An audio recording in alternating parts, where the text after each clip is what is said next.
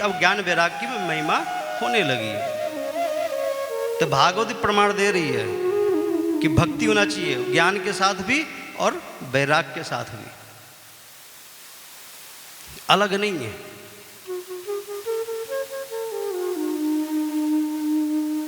भागवत करुणाशील है।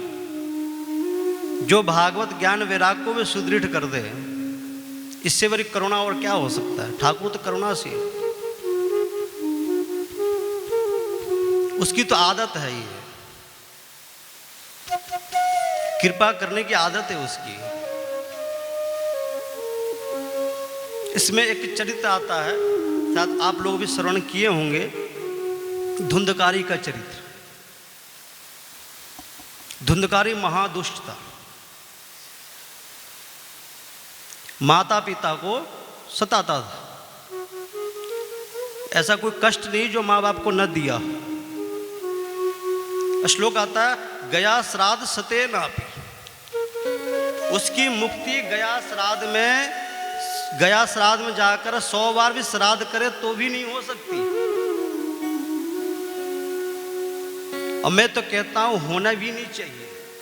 ऐसे पुत्र की मुक्ति कौन दे सकता है जो माँ बाप को सताए, माँ बाप को रुलाए, माँ बाप की आंखों में आंसू ला दे। ऐसे पुत्र को कौन मुक्त दे सकता है। गया श्राद्ध में 100 बार करने के बाद भी गया ने मना कर दिया कि मुक्ति नहीं कर सकता इसका। मैं तो कहूँ 100 बार नहीं 1000 बार ऐसे पुत्र को होना चाहिए जो मुक्ति ही ना हो सके। माँ बाप को सताने वाले, माँ बाप को रुलाने वाला कोई पुत्र कितना भी कुछ कर ले, कितने भी यज्ञ कर ले, उसका कहीं भला नहीं होना है। भागवत प्रमाण। जो माँ बाप की सेवा करता है, सब तीर्थ उसके हाथों में लेना चाहते हैं, गोद में लेना चाहते हैं। जो माँ बाप को रुलाता है, गया जैसे पावन तीर्थ भी उसको मना कर दिया कि इस व्यक्ति को मैं मुक्ति नहीं दे सकता। जो माँ बाप का जो कष्ट दिया हो, माँ बाप का हत्यारा हो, माँ को कुएं में ढकेल दिया हो, ऐसे पुत्र को गया ने मना कर दिया। न जाने कितने तीर्थों में गए होंगे मुक्ति के लिए। मैं तो ये कहता हूं शायद सारे तीर्थों ने हाथ खड़े कर दिए कि इस व्यक्ति को, इस दुष्ट व्यक्ति को मैं कहीं मुक्ति नहीं दे सकता। कौन ऐसा व्यक्ति होगा जो माँ बाप को सताए, जिसने जन्म दिया हो, जिसने पाला पोसा हो, 9 महीने कोख में रखा हो। कौन ऐसा मतलब पुत्र होगा जो माँ बाप को कष्ट देगा। उस कथा का तात्पर्य यही है, गया श्राद्ध सते नापी।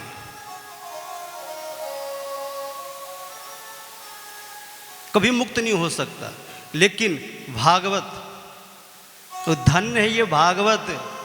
जब सभी तीर्थों ने मना कर दिया, सभी यज्ञों ने मना कर दिया, सभी तपों ने मना कर दिया कि इस व्यक्ति को मुक्त नहीं कर सकता, लेकिन भागवत करुणाशील है, कहती कि मैं आ मेरे पास, मैं तुझे मुक्त करूंगा। मैं तुझे मुक्त करूंगा। ये भागवत की करुणा है साहब, ये भागवत की करुणा है। भागवत करुणाशील। मैं कहता हूं भागवत को लेकर क्यों ना झूमूं, क्यों ना नाचूं, क्यों ना गाऊं। मैं चाहता गली गली में गाना चाहता हूं ऐसी भागवत को, जो ऐसे दुष्ट व्यक्तियों को भी कहती कि मैं तुझे मुक्त कर दूंगा, जिसने सबने हाथ खड़ा कर दिया। अब बेचारा जाए तो कहां जाए, गलती हो गई, अब जाए तो कहां जाए। भागवत तो जो पाप है, उसके पाप का जो बाप है ताप को भी नष्ट करती है भागवत। इतनी करुणाशील है भागवत। क्यों ना अपने सिर पर रख के इसको झूमूं, गाऊं, क्यों ना नाचूं। आप लोग बड़े महान हैं कि भागवत ऐसे महान ग्रंथ को अपने सिर पर धारण करके यहां लेके आए। बड़े महान लोग हैं आप। ठाकुर की अत्यंत कृपा है। साक्षात विग्रह है भागवत, साक्षात विग्रह। इसकी तो करुणा है साहब। इसकी अगर कृपा नहीं होती तो होता ही नहीं है कुछ। ऐसे धुंधकारी जो दुष्ट व्यक्ति को भी इस भागवत ने मुक्त कर दिया। कृपा की न होती जो आदत तुम्हारी,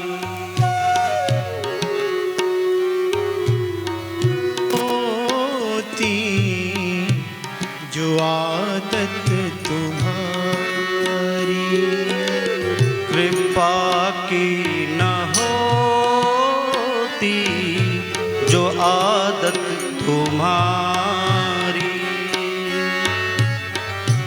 कृपा की ना हो, अगर कृपा की आदत नहीं होती साहब, जो आदत तुम्हारी, तो सुनी ही रहती अदालत तुम्हारी।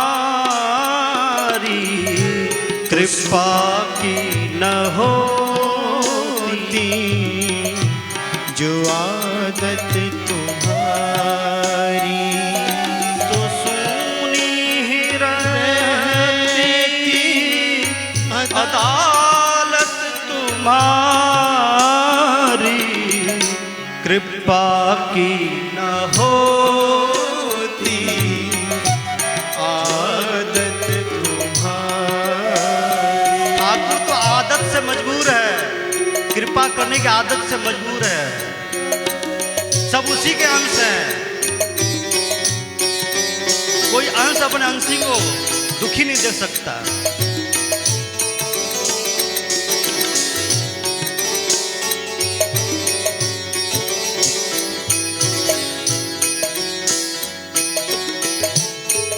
ये भागवत की करुणा, ठाकुर की करुणा। जो दीनों के दिल में जगह तुम न पाते, जो दीनों के दिल में जगह तुम न पाते, जो दीनों के दिल में जगह तुम न पाते, जो दीनों के दिल में जगह तुम न पाते, तो किस दिल में होती हिफाजत तुम्हारी। तो किस दिल में होती हिफाजत तुम्हारी। तो सुनी ही रहती अदालत तुम्हारी। कृपा की न होती जो आदत तुम्हारी। कृपा की ना होती जो आदत तुम्हारी। दिनों का तो प्रिय मित्र है साहब। कृपा की आदत, जिसको आदत लग जाती है वो मजबूर हो जाता है। ठाकुर मजबूर हो जाता है।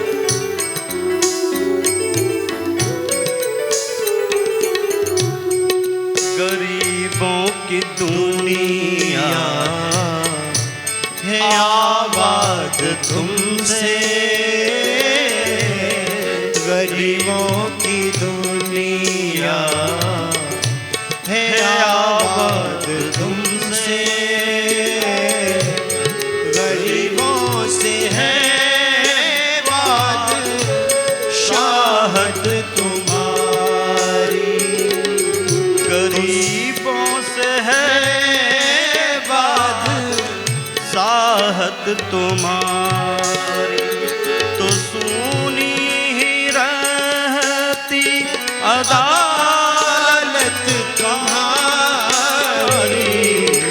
कृपा की न होती जो आदत तुम्हारी। कृपा की न होती जो आदत तुम्हारी।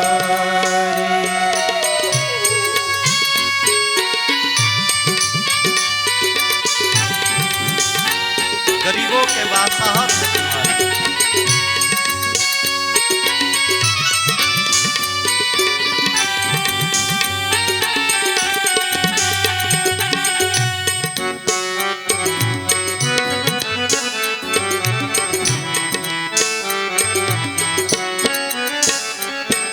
न हम होते मुलजिम न तुम होते हाकिम, न हम होते मुजरिम, न तुम होते हाकिम, न हम होते मुजरिम, न तुम होते हाकिम, न हम होते मुजरिम, न तुम होते हाकिम,